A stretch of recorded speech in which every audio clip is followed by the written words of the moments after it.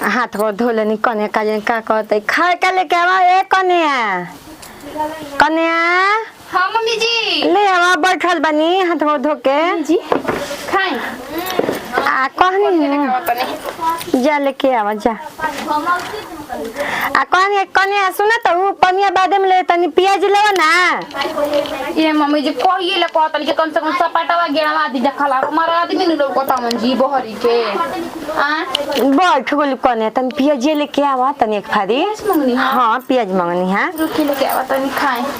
रो आदत है कि बाकी खाना बा प्याज खाए वाला। अजी चाची जी बानी जी तबे मौगी आ जले सब दिन भइल बा और आइला भात नियर लागता न कि सही के एकदम के हम मुंह अटकल बाटे। अच्छा खाता नहीं हां खाइबू नहीं अब ने की कहिएला पूछ खाली में का एक कने अभी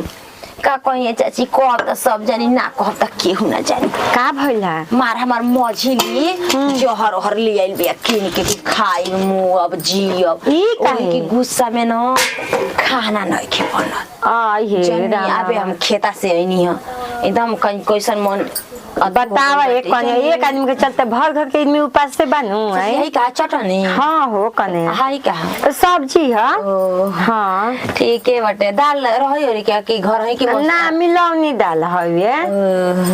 कने चाची जी आपकी तो बड़ा हमारा यास रहेला सोच ये दुनिया में अपना रहती ना चाची जी सही की हमार केहू पूछे वाला ना रही एक कने रो अम्मा तो जानत हमारे आगे का खाना अब घोटइबो ना करी जान जाई मंगा दिए मऊ खाना में के आइल बानी के गने आपके एक कने सुना तो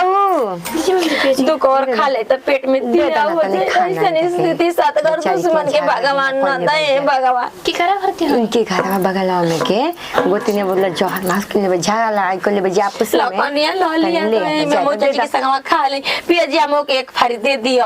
अतनी कनिया दे तो ज्यादा पेट आवे कोई के कहीं जाला ना हमके जो दूसरा के देम जे तो हमनी के भगवान दी हां जा ले आ एगो अपही त बानी जी चाची जी कि हम अधिरतियो को नहीं आ जाए बासी तिरासी भात रहे रोटी रहे आप दे दे ना तो काहे ना कनिया तो बड़ा लोग बुरा बोले जन्नी कहे तो गांव को तो कुछ हो कही लेकिन हमरा बहुते बुझाला जन लूदोवे लुनु तो हम बुझाला नु के करे जा फाटे ले मर्द निमन रही तो हमरो मर्द लायक रही चाची जी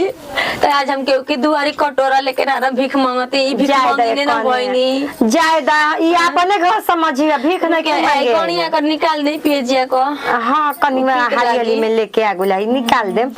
तीत लागी जन्नी ले दे एक कने एगो अपही बानी की लोर हमार पोछी ना अच्छा का पता दिस कि जे ओना कम मर्द निक नइ खे निकामा बाटे न्यू उड़ा ताटे ओकर हाई रुआ बाटे चाची जी का करी सेनुरा धो के चली ना ये कने ई का कहत हो कहे द जानत नु दूसरा के दिन पड़ेला नु त गांव घर हंसेला कि तोरो दिन लावटी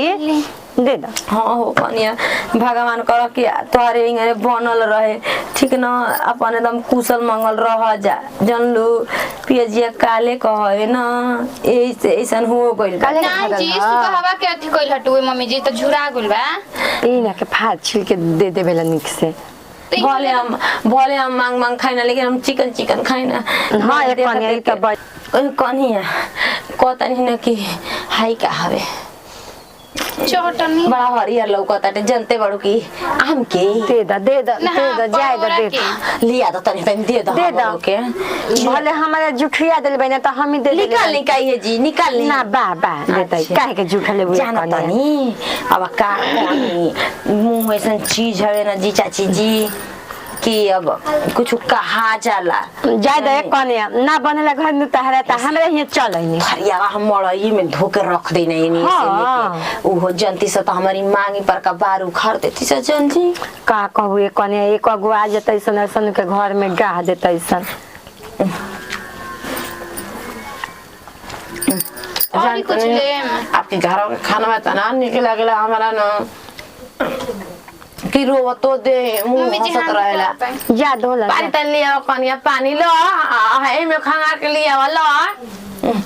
कन्या का जानतड़ी की के ह ना उ का जानते घर में रहे वाला कने ना नो बिया उ का जानती है जानते बानी चाची जी खाल पाए तो फिर तन दुख और मांगा दे जन्नी लइकन के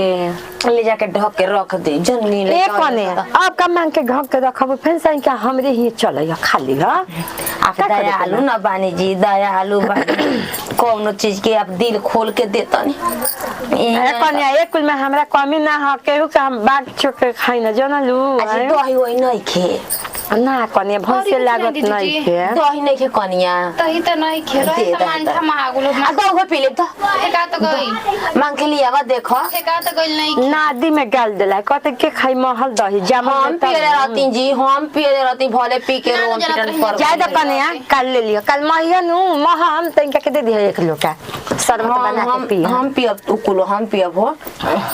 बतावा हो है दे धइल बाटे है ने आए एकरा के फुला के एकरा के घुगनी बनी ना त दाले खातिर दर देब कदी ना में दाल हो जाए मम्मी जी तो बकाला सब कहत रही कि बाई हो ना खाई जाला आए आई कोनी हुआ झूम झूम के करा के खाए चारा ली लेके ए दीदी जी हां हो अरे खीरावा खानी बाजी सलाद काटे के बटुआ काय खिरो एक पापा ले बंदू को मम्मी जी कनी सलाद मांगनी है काट के खाता ही ना खा तो नहीं जाके खा दई ना एक दीदी जेल बनी ना तो मम्मी जी को खाना कौन दीदी हो इतना जानत के हटे मम्मी जी कहती के बोगले कड़ी पतरे पतरे बाड़ी लंबे लंबे बाड़ी सावरे पानी के बाड़ी होते आइल बाड़ी जानते हैं दीदी जी सुपेरिया के माई जाना तनी ऊ है ही अकेला सुनी ना जी गोतनिया में कट खूब कपाल फोरा फोर कइले बाड़ी जा ना खबल जोहर लेके अबे खाना चुप खावा रह। ताड़ी जा जल्दी खाना पीना नहीं के उनके जने घरे रोवत रही बेचारी खूब अरे जा ले जा सासू में तो तार होई है मन मोहाई तू ले जा मुंह में खिया उ खेलवाड़ी है ओकर दू तीन गो गोतिनी बाई सने करा के सास लेके मान लिसन जाने लिसन बुझाइले आई खाली न चटक पे अरे पागल हो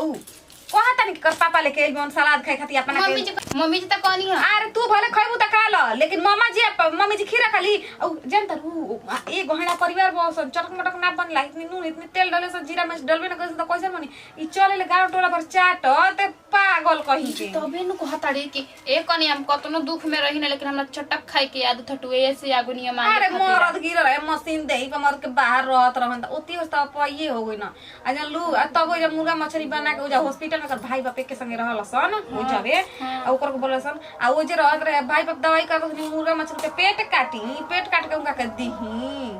आय किस्मत में होय त जी ह ना किस्मत होय त लाड़े बन के रह एगो हमनी के मर्द बासन सर्दियो खांसी हो जाए त हमने ले ना सहाला बर्दाश्त ना होला खाना ना घोटाला अरे इनका ये चुके फुंसारी होला त बुझला के हमर जान निकलता है आय कहे जाओ जी लागत रे आ तारा के सोझा करा देली है का हो मम्मी जी तो ओइ जे रही तबे त भई नहीं हां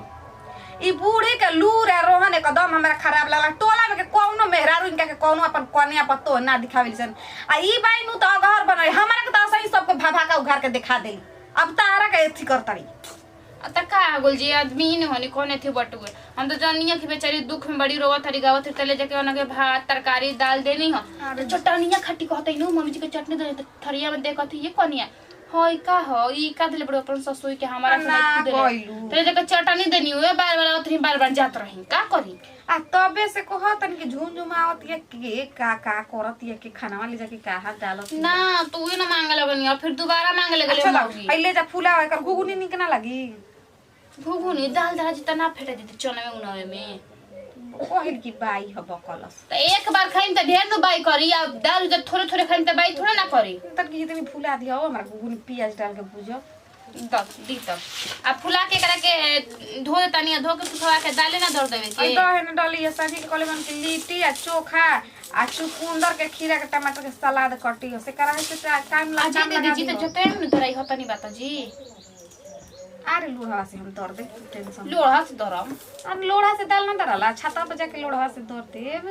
तो जैसे मन एथिया में करे खोखी न जतवा में तो कोई एथिया छूट गलो जुआ ठा ले जा फुला जुआ ठा फूके के पड़ी आ हिनकरा से जातन बूढ़ी से तन की पूछ ले काहे अगर भई बन कोना के बेटिया पतोवा करौरा के देखे के देवेली सन कि एकरा के नचाओ तनिया छोड़ी हटाई देखी खेलवाड़िया मुंह अपन धो के डाल दे अंदर में फुला दे घुगनी खाती घुगनी खाई हम हां ओकरा कल दो रुकी भूल देता ना आ देखी बो करिया जाके महाला टोला में ना सात गो नामो धरी के हेसन बिया होसन बिया जातनी बुढ़ी के तनु बताओ तनी जा तन दुगो घास ले आवे ले के हंसुआ धरी न हे जा काहे ने घारावा काहे के लेके चल जाली सन हमरा ना बुझाला आई अब तो जाम घरे फेन तब नु काहे केने बिगले बेसन केने ना ए मम्मी जी का हो अब का घट गेल अब खा पी लिए नहीं तो अब काहे का घट गइल का जी क्या रे आ हे ने मत गुप दे चले हो जा अरे का करी रोवा त एकदम आ काहे देखैनी आ करा के अरे सिरिया के माई आई थी ना आ जान तो पने खाइ बट खाइ त या बुला हे कहते न त भगावेला ना जी कोई ओकरा के इज्जत देवेला टोला में तो लूर रे जाय दे पने कहते कि हमरा घरे खाए के नहीं के बनल आ एथी बगे है त कहनी है के जाए त दे दे कने हाथ अब या बुले कहते हो का ले लेबे ये चाची जी हमरे ऐसा ही कर लूर मान ली हमरा के तो सबके देखा देनी लेकिन हम ना चाहिए ना के करा के कोई देखो तो अब का करू खाए के बेद के हुआ जला त भगई लइका नहीं खिन ओकता आदत है चाटे के मत आदत है कहते न जान तो कने का कहते कि घरवा झगड़ा कर लेबे सन कहते के चुप रही उ टोला में रौरे के को चुतिया बनाले बाकी सब कोई जानत के कर बोते नहीं ओकरा के हाथे पर रखली सनी आ की जाने कहां होनी के सरियत ही दादा त नहीं ठीक हो गई अब बताओ छिपा ले ले आइला है त अब हमरा मुंह लागल है भीख खाए मांगी बैठल भीख मांग आ ये कने बुझाते छिपा में ले कहां ले खाए का हो अब यही से अब लाजे हम कने जाय दे कने दे दहत ना खाए के अब मांगनी पिया तले के जे रे कहते हमरो के दीगा कने आ पानी के बनावले बाऊ बानी मन गम पता अब सराहे लगल जानते बाऊ हमरो बुझाला इनका आदत हम मांगे खाए के हो अरे जी बानी जा का दिन काहे नतिया रुआ का जी चाची जी डबरा त दे न तनी कहूं धोए के बाटे एक दिन दुआ चार दिन हमका फरी नहीं के गिरो मछवाना तनी में डालो नहीं के नहीं के कने में कहते अच्छा अब नु डलाई पुरान के लोग के घरे त सालो भर चार रहला में हो डराम में पूछे जी के दिया रोहिणी का हाथ न रहे त बाहर बुचे पतो एक कुल सिखा पड़ा नहीं किसन देले दे दुई एगो पीस दे दुई आ एगो ये कने हम ता के बहाना करी ना रे त दे देती माने पतो सास के पड़ियन सब ऐसा कोनो बात नहीं कोई तब दे खाना धैली बन त कत रहिन कि हो बेरवा खाना तो रागुल भाई कने बाल बच्चा के घर में खाए बच्चा रहल त दिया गुल तो हरु काटना एगो का जन बुआनी का केतना दोस्ती यारी बाटे हम चाची जी त एक ही दांत के रोटी तुरे नहीं जा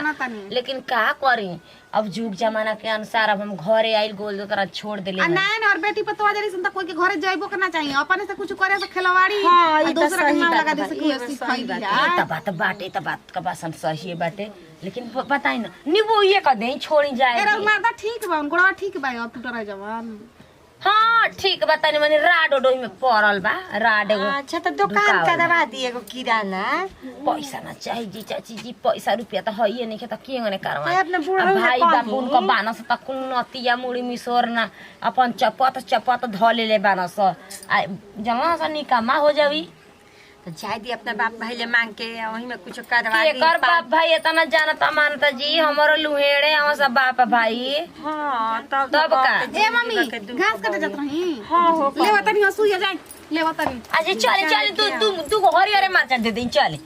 बा हो कने हरियर मचा हो बाजार से मंगावे के भाई आज नहीं खे सब चीज हो रागुल भाई एक किरिया खा ले बनी का ना एक कने दे सोच ले बेही में दोस्ती यारी का मन मोटापा हो अरे जाई ना कने तू बतिया मान के चला बनावला खाए के खिया दी ना आ हतनी अचार हरियर मरचाई ना देती बतावत नहीं सिखालू खाल गोली तब यही दोस्ती मन मोटापा हो जी त कोनो बात नहीं बताव ए भाई देखी चाची जी हम बात सही कही ना